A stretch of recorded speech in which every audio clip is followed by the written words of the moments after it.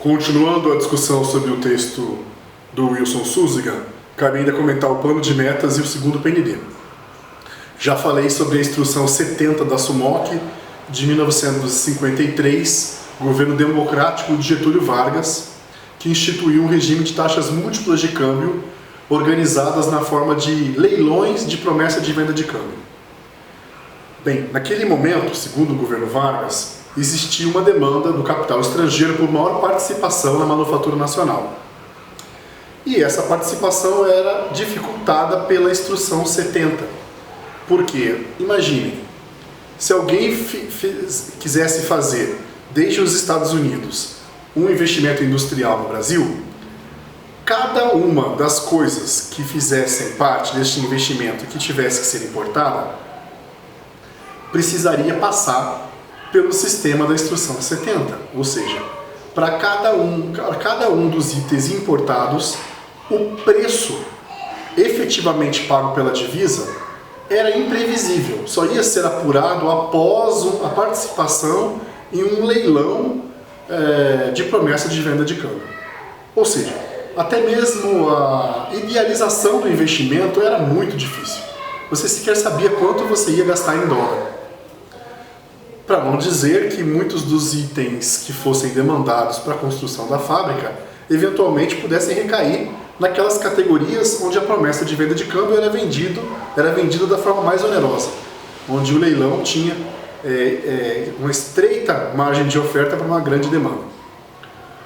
Isso colocado, o capital estrangeiro pedia alguma alternativa, uma espécie de atalho, que Getúlio Vargas obviamente não ia conceder, porque a postura dele era de construir a manufatura nacional com capital nacional. Quando Getúlio Vargas se suicida, seu sucessor, Café Filho, transige. E aí vem a instrução 113 da SUMOC, de 1955, instrução 70 de 53, instrução 113 de 55. Essa instrução 113 permite que, quando uma inversão for feita desde o exterior no Brasil, todos os itens que compõem a inversão, que fossem de natureza importada, viriam para o Brasil como se fossem doações, sem passar pela promessa de venda de câmbio e todo o seu sistema. Então era como se a Volkswagen alemã decidisse fazer uma inversão no Brasil, ela reunia ali um conjunto de itens importados, seja da própria Alemanha ou de outro país, que ela resolvesse remeter para o Brasil, ela organizava aquilo, listava, informava as autoridades, tudo aquilo entrava pelos portos brasileiros sem cobertura cambial, esse é o nome, sem que tivesse sido emitida uma licença de compra de câmbio, a promessa de venda de câmbio, e sem que o câmbio tivesse sido adquirido da forma formal, dentro do território nacional. Era como se aquelas mercadorias tivessem caído do céu. Então isso deu para o capital estrangeiro uma enorme vantagem, especialmente porque a concorrência nos países desenvolvidos era muito acirrada e a obsolescência tecnológica era muito acelerada, de modo que para as manufaturas localizadas ali na região da Europa, com a concorrência cada vez maior da manufatura americana, japonesa, muitas vezes linhas de montagem inteiras, que eram relativamente recentes, acabavam sendo entendidas como obsoletas tecnologicamente, e elas podiam ser desmontadas e levadas para o Brasil, onde elas funcionariam por mais tempo e onde não haveria essa concorrência voraz, porque justamente a instrução 70 impedia a importação de artigos manufaturados rivais àqueles produzidos no Brasil.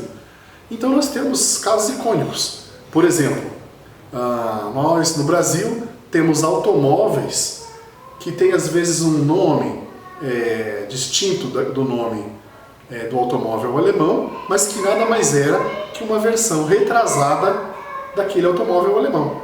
Então, por exemplo, o caso clássico, o Golf, que é um automóvel icônico da Volkswagen até hoje, ele teve no Brasil houve no Brasil a criação de um automóvel parecido chamado Gol, não Golf, sim Gol.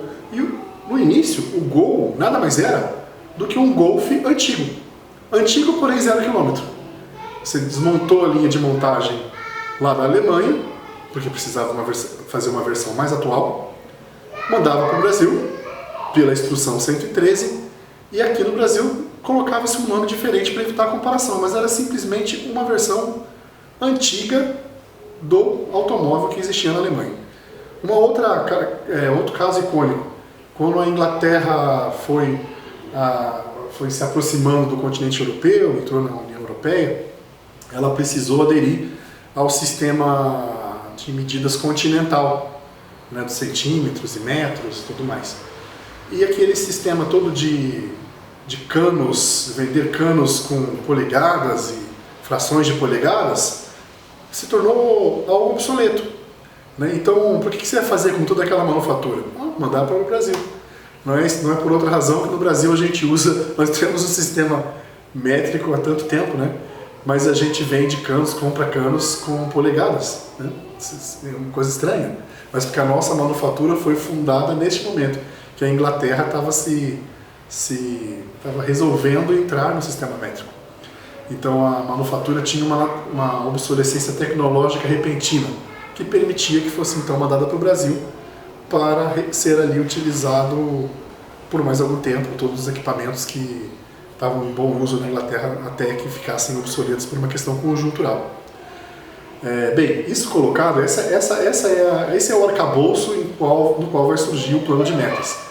Você tem um regime de defesa de mercado muito acentuado por conta da Instrução 70 e a possibilidade do capital estrangeiro entrar por uma via preferencial. E aí o governo faz, no plano de metas, um mecanismo de aceleração da acumulação industrial no Brasil, a taxas nunca vistas anteriormente. O PIB chega a crescer 9% ao ano, e a razão disso nada mais é do que a listagem de uma série de metas de construção de infraestrutura, metas extremamente audaciosas e de construção de capacidade industrial, que em parte dessa capacidade seria obtida com a inversão do próprio capital nacional, expandindo sua manufatura.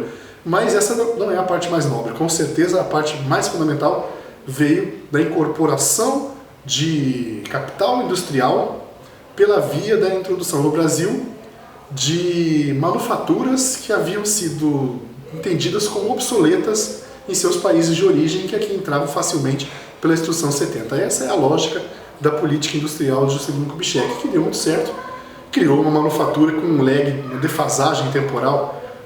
As coisas aqui eram um pouco velhas, tecnologicamente falando, quando comparadas com aquelas do dito primeiro mundo, mas que o Brasil vinha se industrializando dessa forma. E depois o chamado segundo PND é algo muito parecido, com a diferença de que nós, naquele momento, atravessávamos no planeta o choque do petróleo. O Brasil era um importador de petróleo considerável, e quando houve a mudança de preço do petróleo, nós tivemos que arcar com esse valor muito mais acentuado, muito mais alto do barril do petróleo, e aquilo ali detonou a nossa balança comercial, óbvio. E o Brasil tinha, por outro lado, crédito no exterior, como muitos outros países ditos emergentes ou subdesenvolvidos naquele momento, porque os exportadores de petróleo, no caso icônico ali, a Arábia Saudita, eles tinham acumulado tantas divisas vendendo petróleo por um preço muito maior e não viam no seu próprio território nacional possibilidade análoga de investir aquele recurso todo. Então eles se transformaram em grandes poupadores. E eles procuravam os bancos americanos e europeus. Os bancos americanos e europeus não tinham grandes alternativas de inversão para o seu capital, porque havia muitas amarras daquela era keynesiana, né? Os bancos não queriam se expor demais.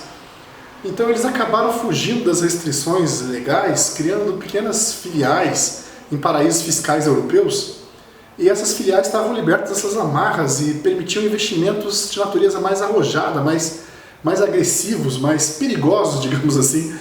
Então, nada mais icônico do que a hidrelétrica de Itaipu no que diz respeito a isso.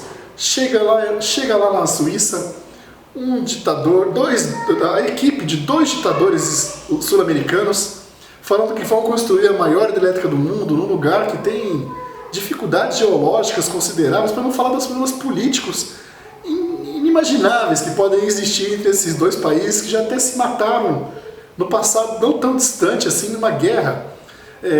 Chegam lá, apresentam um projeto, uma maquete surreal da maior hidrelétrica do mundo, né, e pedem dinheiro, pedem que os bancos financiem aquilo. Isso é inimaginável nas restrições da economia keynesiana que imperava sobre os Estados Unidos e também sobre a Europa, mas não nessas filiais em países que eram libertos de restrições, porque eram paraísos fiscais. Então o próprio Banco Americano, recebendo depósitos de sauditas, para ser o caso mais clássico, que acabava consentindo com investimentos, digamos assim, malucos, como é o caso da Itaipu, com riscos enormes, né? Acabou dando certo, óbvio, mas nós sabemos, mas com riscos enormes. E grandes investimentos dessa natureza foram sendo feitos em muitos países emergentes ao mesmo tempo. Isso é o chamado euromercado, Euromarket. O Euromarket, que são bancos americanos com filiais em paraísos fiscais, principalmente europeus no primeiro momento, que reciclam recursos dos países exportadores de petróleo, fomentando investimentos de natureza muito arrojada. Então, como havia muita dificuldade naquele momento do capital estrangeiro, americano, entrar em investimentos de tamanho vulto, como é o caso da hidrelétrica de Itaipu, o sistema Telebrás, né, grandes obras de infraestrutura no Brasil, havia, por outro lado, a disponibilidade deste capital de risco entrar. Então nós tivemos igualmente, como no caso do plano de metas quantitativas vorazes de expansão da infraestrutura por via do Estado, que foram esses investimentos foram financiados pela tomada de investimento, pela tomada de financiamento externo, vindo desse euromercado, e o sistema de estatais acabou incorporando uma série de novas subsidiárias destinadas a executar novas funções do tecido industrial de natureza nobre, requerendo grande escala, como polos petroquímicos, né, grandes instalações para o sistema de telecomunicações, tudo coisa muito cara, com muitos requisitos de importação, muito expostos às variações cambiais, né, com receitas em moeda local, uma moeda frágil, vivendo períodos de inflação elevada, há muito tempo havia inflação elevada no país, com muita escassez de divisas, e essas empresas só geravam receita